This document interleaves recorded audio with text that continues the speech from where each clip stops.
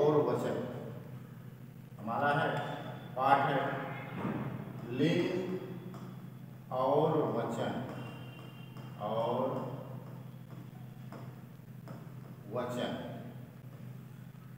आइए सबसे पहले हम देखते हैं कि लिंग किसे कहते हैं। देखिए, संज्ञा के जिस रूप से हमें यह पता चले कि वह स्त्री है अथवा पुरुष है, उसे हम लिंग कहते हैं। तो आइए हम देखते हैं लिंग की परिभाषा क्या है, उसको देख लेते हैं। आइए देखते हैं लिंग की परिभाषा। लिंग की परिभाषा, लिंग की परिभाषा क्या हो सकता है? परिभाषा आपका हो सकता है कि संज्ञा के जिस रूप से, संज्ञा के जिस रूप से संज्ञा के जिस रूप से किसी व्यक्ति या वस्तु के स्त्री अथवा पुरुष होने का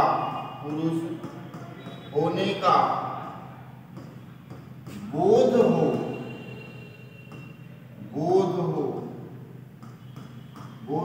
पुरुष होने का बोध हो। आप यह स्पष्टीकरण के लिए जाति लिख सकते हैं, पुरुष जाति, स्त्री जाति अथवा पुरुष जाति। बोध होने का बोध हो, उसे लिंग कहते हैं। उसे क्या कहते हैं? लिंग कहते हैं। उसे लिंग कहते हैं। देखिए, जैसे अगर हमने एक शब्द लिखा मोहन, हमने लिखा राधा। देखिए, अब यह किसको इंगित करता है? यह बताता है कि मोहन क्या है? लड़का है, यानी कि मोहन पुरुष है। यह क्या बताता है? यह बताता है कि यह क्या है? स्त्री है। यही जाति बोध होने का, इसी जाति का जब पता चलता है कि स्त्री है तो पुरुष है, तो ये लिंग कहलाता है। अब लिंग के भेद भी हम यही देख लेते हैं कि लिंग के कितने भेद होते हैं। लिंग के भेद, तो लिंग के भेद हिंदी में हमारे दो होते हैं। एक होता है स्त्रीलिंग, और दूसरा होता है पुल्लिंग। देखिए, पुल्लिंग को पुल्लिंग भी लिखा जाता है हमारे हिंदी में। यह शुद्ध है और यह अशुद्ध है, तो आपको दोनों शब्द याद रखना है, क्योंकि यह तद्भव और तत्सम में पूछा जाने वाला शब्द है। आइए आगे चलते हैं, देखते हैं कि पुल्लिंग, सबसे पहला नंबर हम देखते हैं कि पुल्लिंग। तो आप सीधे जानिए कि संज्ञा के जिस रूप से पुरुष जाति होने का बोध होता हो, वह पुल्लिंग कहलाता है। सीधे इजी है कि संज्ञा के जिस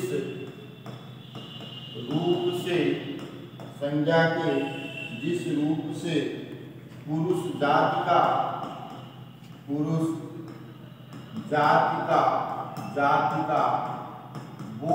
हो, उसे पुल्लिंग कहते हैं। जैसे आपको हम उदाहरण में आपको वही चीज बताते हैं, जैसे हमने कह दिया पिता पुरुष जाति बोध होने का बात बता रहे हैं, क्योंकि ये पुरुष हैं, इसलिए इसको हम पुल्लिंग कहेंगे, जो स्त्री रहेगा उसको स्त्रीलिंग कहेंगे। जैसे और हम कह दें कि पेड़, पेड़, पेड़ क्या है? देखिए आप संस्कृत में 3 लिंग पढ़ोगे, संस्कृत में आपको 3 लिंग पढ़ना होता है कि कौन कौन सा? स्त्रीलिंग, पुल्लिंग और नपुंसक लिंग। वहीं अंग्रेजी में आप 4 लिंग पढ़ते हैं, अंग्रेजी में आप 4 पढ़ते हैं, स्त्री, पुरुष और कॉमन मतलब उभयलिंग और एक नपुंसक लिंग, 3 चीजें पढ़ते हैं। लेकिन हमारे यहाँ वो सभी हिंदी में 2 ही, एक लिंग पुल्लिंग और एक स्त्रीलिंग, 2 ही में बताया जाता है। तो पेड़ को हम, पेड़ होता है पुल्लिंग। देखिए कभी भी लिंग पहचानने के लिए शब्द को वाक्य में प्रयोग कर दीजिए। कोई भी शब्द दिया है, शब्द को क्या कर दीजिए? शब्द को वाक्य में प्रयोग कर दीजिए। वाक्य में, वाक्य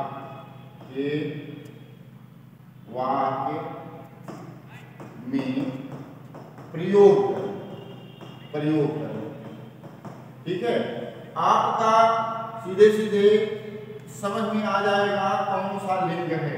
लिंग पहचानने का यह आपका ट्रिक है।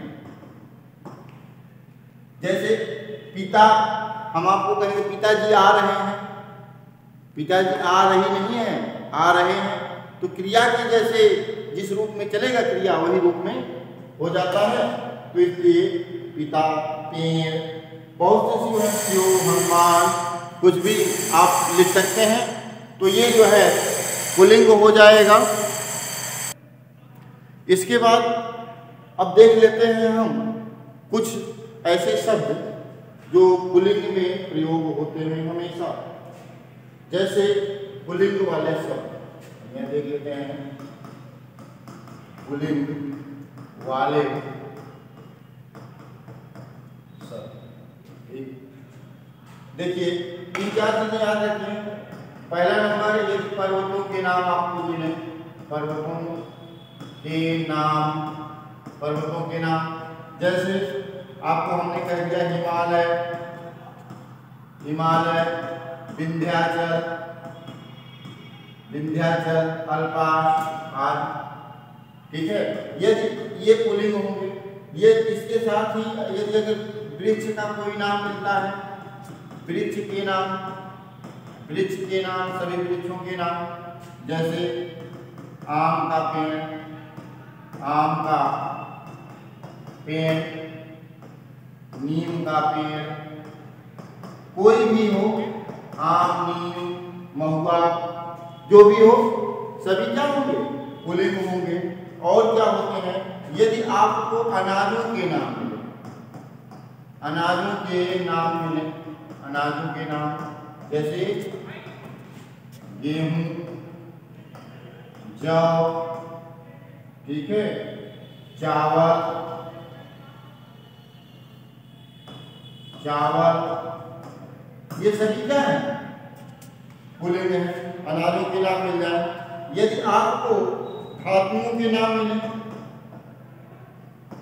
धातुओं के नाम, धातुओं के नाम, धातुओं के नाम यदि मिलते हैं जैसे सोना, तांबा,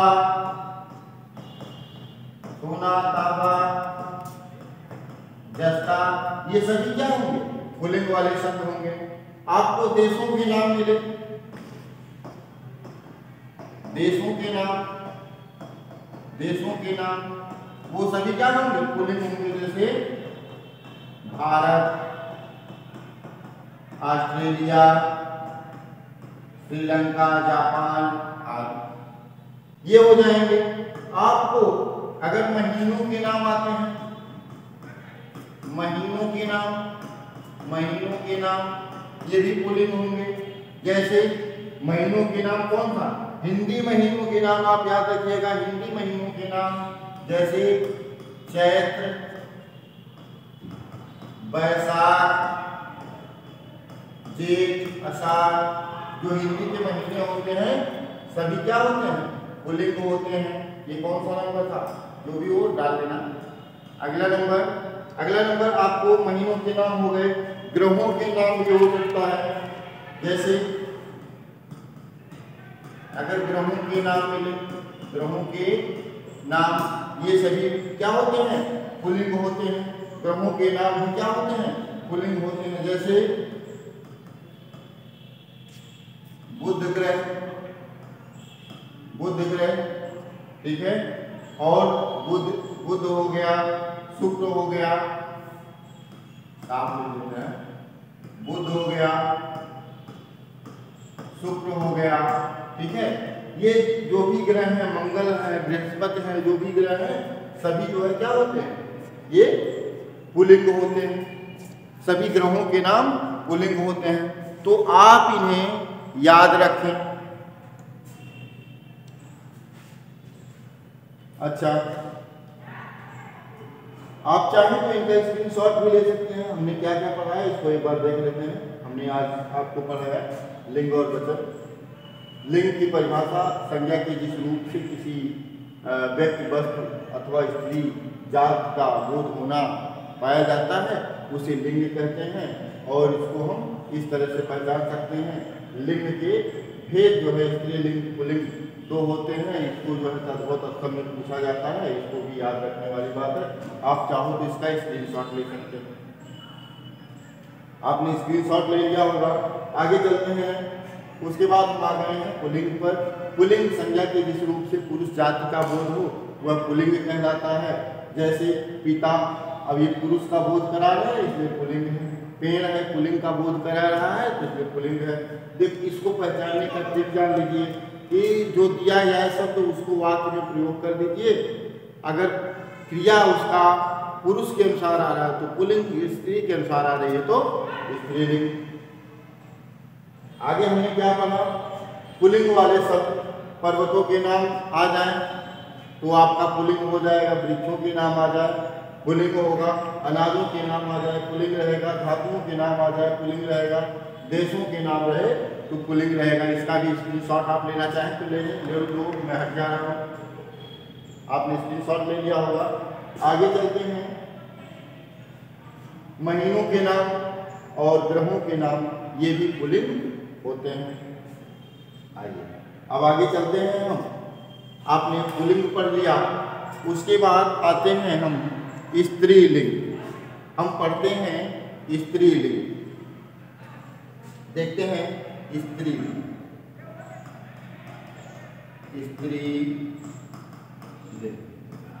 अब देखिए परिभाषा वही लिखवाते हैं ताकि आपको याद रहे कि संज्ञा के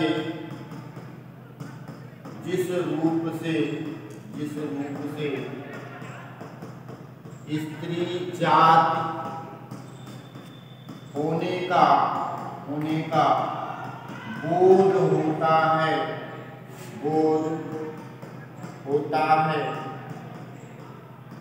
उसे स्त्रीलिंग कहते हैं। स्त्रीलिंग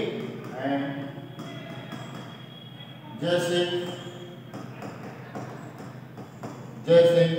जैसे आपको हमने कह दिया माता, वहाँ माता कहा था, वहाँ पिता कहा था, यहाँ माता कह दिया। वहाँ भाई कहा था, यहाँ बहन कह दीजिए। ठीक है, भाई बहन। तो ऐसे बहुत सारे नाम आप लिख सकते हो स्त्रीलिंग के, जो स्त्रियों का बोध कराती हो। अब आइए हम कुछ देख लेते हैं स्त्रीलिंग की पहचान कि किन किन शब्दों में स्त्रीलिंग पाए जाते हैं, कहाँ। देखिए तो आप हेडिंग डाल सकते हो स्त्रीलिंग की पहचान।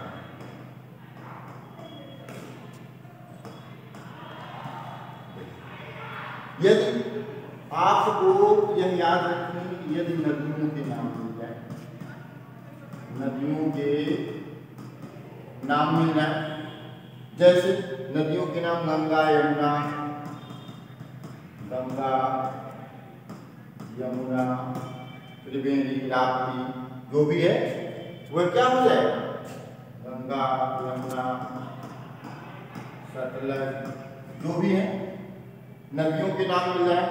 और वहां ग्रहों था, यहाँ यदि आपको नक्षत्रों के नाम मिल जाए,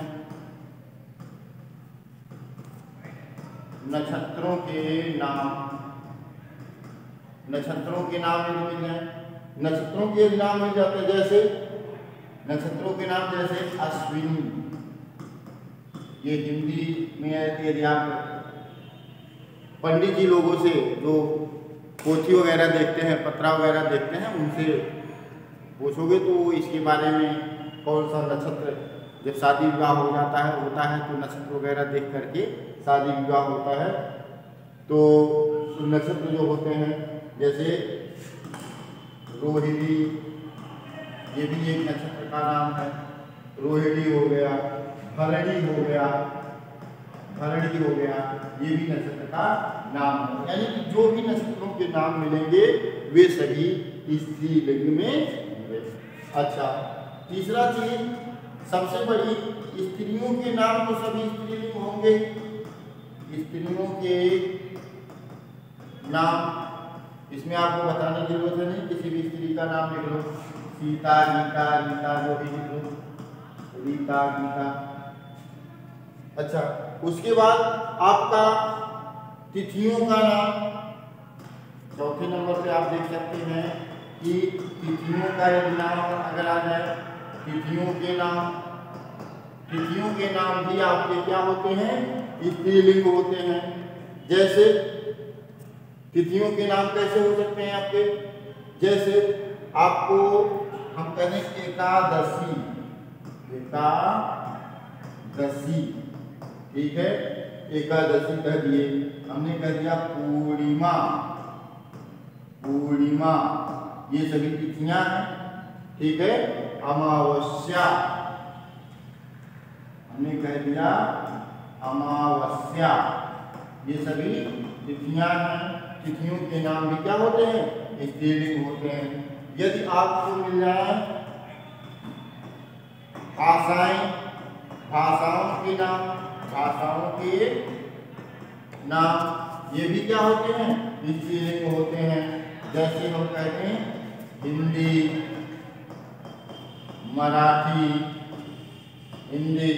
मराठी, गुजराती, ये सभी क्या है, स्त्रीलिंग में आते हैं। आप चाहो तो इसका भी स्क्रीनशॉट ले लो, स्क्रीनशॉट ले लीजिए, मैं हट गया हूँ।